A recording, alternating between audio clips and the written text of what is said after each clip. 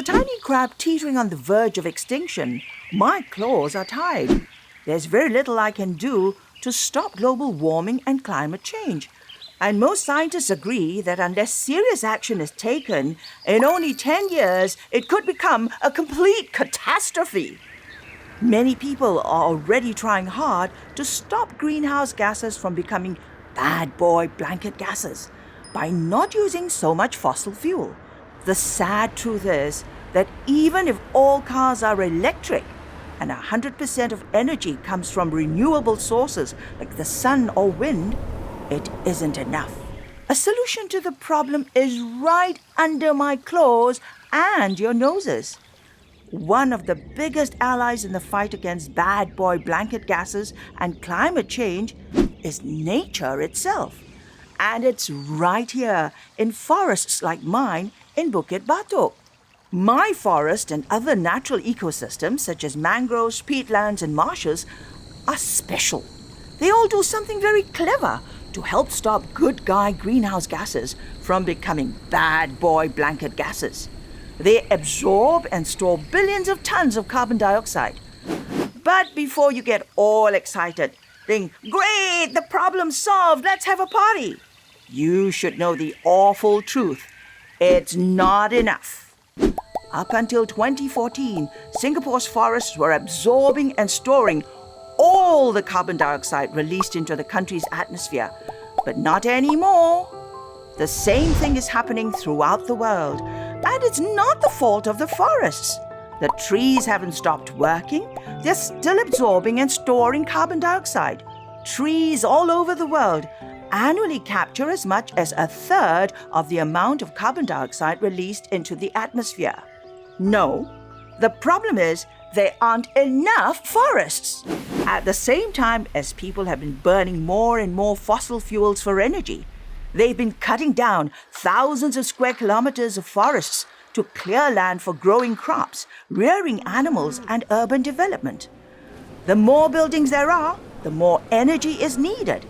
The more fossil fuels burned, the more carbon dioxide and other greenhouse gases are released into the atmosphere.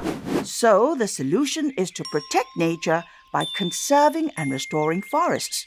This simple logic applies to all the other super ecosystems, which together with forests account for more than 30% of the action needed to stop climate change becoming a catastrophe in the next decade.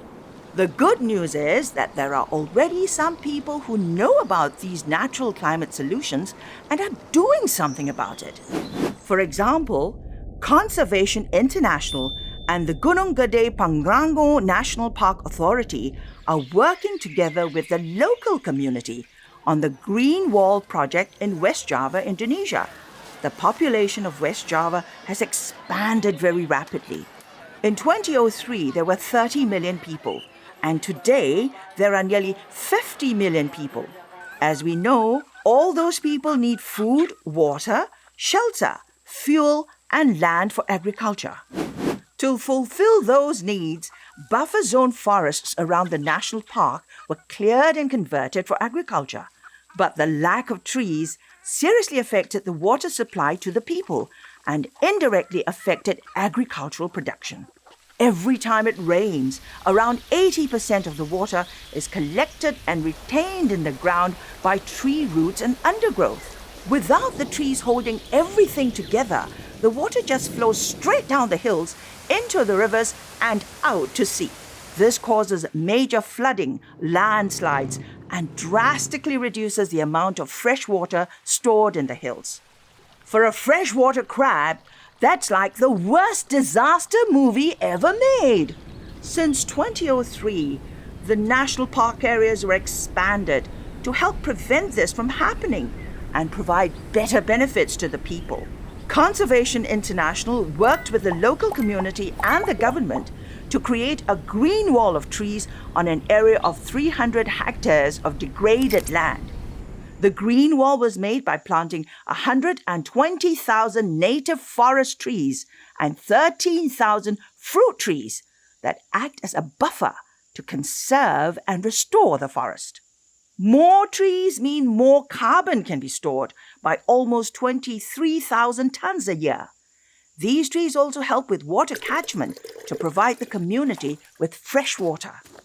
Back home, Singapore's government is also using natural climate solutions to manage the impacts of climate change.